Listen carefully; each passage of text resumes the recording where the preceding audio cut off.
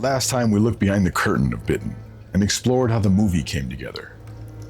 But every monster has its beginning. And usually, several bad decisions.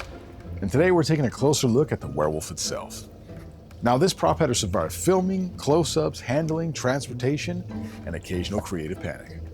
Which is workshop code for, we're making this up as we go. Not entirely. Mostly. In this episode, I'll show you how the head was actually built, some of the problems we ran into, and a few tips and tricks that help bring this creature to life on screen. And if you're expecting professionalism, you may be watching the wrong channel. Let's get to work.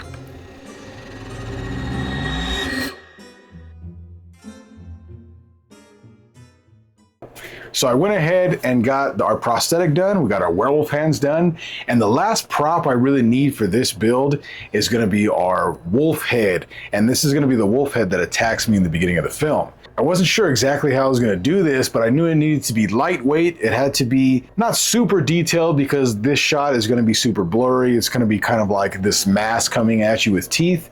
And I was thinking about how I was going to make this. So originally I was going to make it as an actual mask that I could have someone else use, but I was having issues with how I was going to make the jaw open and close, and then also being able to see through this mask is going to be something that's doable.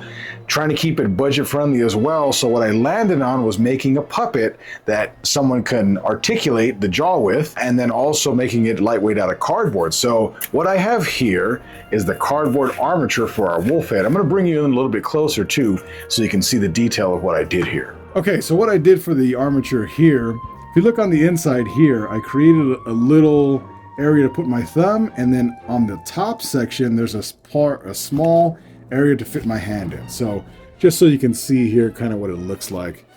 That way I can articulate the jaw and have him attack the screen basically, right? Also too, to actually create this movable jaw here, I use little wing nuts, just regular wing nuts for the side here so I can manipulate them. I semi-tighten them, but they're pretty loose so I can move this manually. And all that's going to be covered up with fur.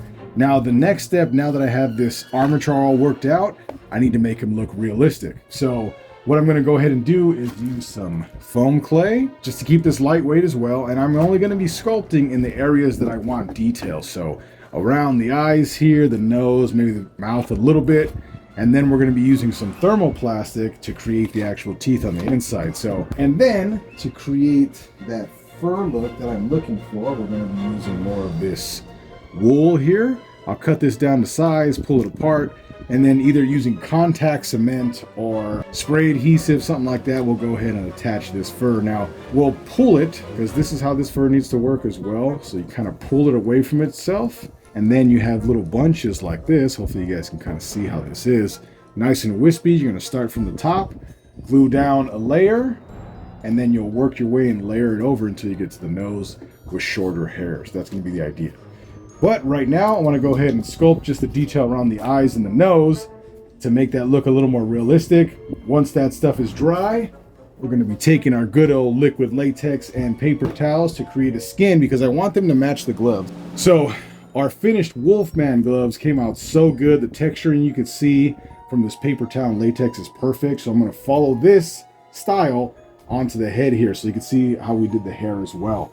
And if I want to add more depth to this as well as the hair, I'll go ahead and use my airbrush and maybe just brush in some black just to make it break up this kind of monotony of this one tone color of the hair. It'll give it a little bit more depth. So we're going to be doing this exact same style though over the face. The only difference here is I'm going to sculpt a little bit of detail around the eyes here, and then that'll be it. Now also too, one thing I did want to mention is on the inside of the mouth, because I knew this was going to be on camera, it's going to be a close-up shot, I didn't want the hand visible. So you can't really see it here, but there is a mesh net, and I spray painted it black. What it is though is beef netting. So beef netting is what we use in our giant presents for Christmas time. A lot of people use it for spiderweb. This is beef netting. It's like a super stretchable, almost like a cheesecloth material. So I went ahead and took this, glued it on the inside of the mouth, and then sprayed it black. That way it disguises whoever's puppeting its hand in the back. So once I add the teeth and a tongue you're not going to be able to see it at all. It's going to be perfect for what we're looking for. Now, one of the most important things with prop making is knowing what you're going to make ahead of time and what the uses are going to be for it, so you're not over creating detail or causing more work for yourself when it's not necessary. Now, for this specific piece here, I know it needed to be lightweight.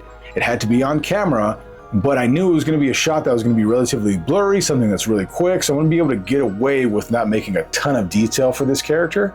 Now, I probably will do just a little bit of detail so I can use it for future builds, but if this was going to be a one shot and just for that one single clip that I'm thinking about in the beginning of the film, I'm not going to add too much detail to this and overdo my workload and extend my budget in any kind of way. So just think about those things when you're making your props. What are you going to be using them for, and how much work do you actually have to put in to get what you need out of it. But let's go ahead and get to the sculpting of this.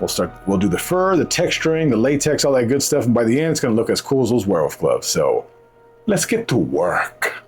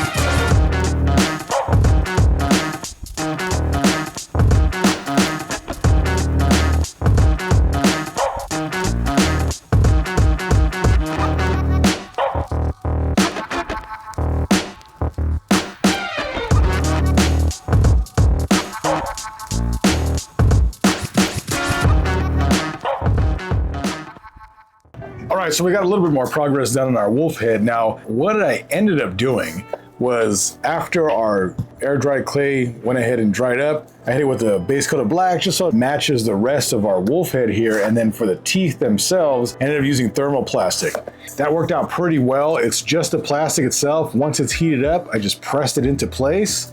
And then I made the teeth individually, and then hypercooled them in ice really quick so they would harden. And then the gums themselves, like I said, I just used that hot plastic, and then I pushed the teeth in individually exactly where I wanted them, so the mouth would open and close and the teeth would kind of interlock. That was the idea anyway. So now we get to the fun part. By the fun part, I mean the detailed work. So we're going to go ahead and use our paper towel and liquid latex like we did with our werewolf hands to kind of give this a skin. I won't be going over the entire thing though, because we're going to cover the majority of this with hair, but definitely over the face and what's going to be a little bit more visible. So we'll do that, let that dry up, and then we have a bunch of acrylic paints here to do our dry brushing technique to get this werewolf head looking really cool. So come a little bit closer and I'll show you what we're going to do next.